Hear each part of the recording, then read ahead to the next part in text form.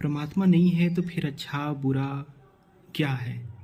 हम किसके लिए अच्छा करें? देखो, अच्छा बुरा जैसा नहीं है। बात यहाँ है कि आप जीवन को कितना सुंदर बनाते हो, आप खुद को कितना बेहतर बनाते हो। और जो आप खुद को बेहतर बनाते हो तो उससे आसपास के वातावरण भी बेहतर होते हैं।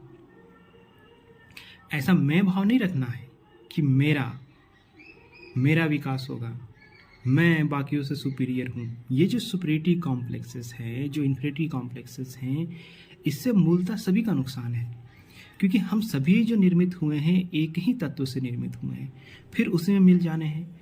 तो ये जो थोड़े समय के लिए तुम्हें एक रूप रंग मिला है, तुम उसे अपना मैं समझ रहे हो।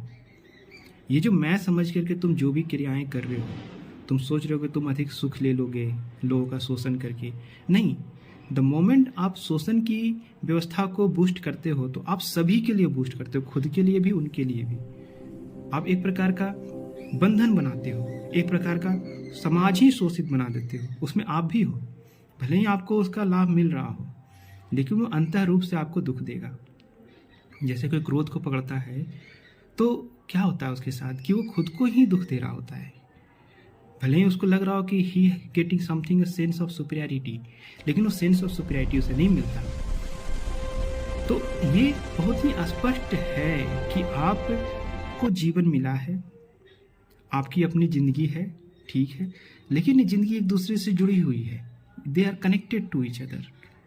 तो आप अगर उस प्रकार से जीवन को देखोगे, अपने जीवन में अच्छाई लाने की कोशिश करोगे, व्यवस्थाओं में अच्छाई लाने की कोशिश करोगे, तो आप पुनः यहीं आने वाले हो। जो मिट्टी से आप बने हो, वो मिट्टी अगर बिखर जाएगी तो दूसरों मिट्टी के साथ मिल जाएगी।